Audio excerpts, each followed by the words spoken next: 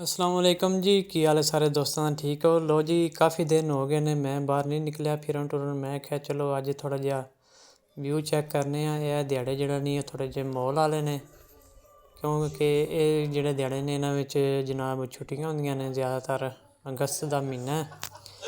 और मैं इंजे जनाब फिरदा टुरदा ये अपने एक इस लेचे शहर की बहुत ही मशहूर जगह चैंतरो।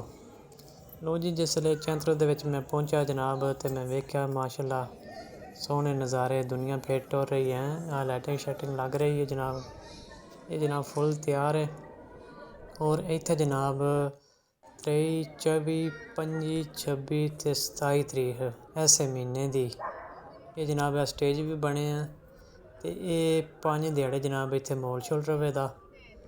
और जनाब जेह्ड़े तुसी लेचे दे एरिए दे विच रहिंदे हो नज़दीक नाल मैं आखेआ जनाब थोड़ा जिहा बैग भी चैक करिए। और तां ले जनाब सोहने बैग ने। ते ये भी जनाब चैंतरो दे विच ही दुकान है। ते ये जनाब इंजे फिरदे टुरदे मैं जनाब वापसी अल मूँह कर लिया। ते नाल जनाब तुहानूं दसदा चलां कि 23, 24, 25, 26 ते 27 इस महीने दी जनाब ये इत्थे बहुत बड़ा जनाब मेला जिहा लग रहा है। रौनकां ने जनाब इत्थे एक बारी चक्कर चैंतरो च लाओ। 5 दिहाड़े जनाब रवे दा।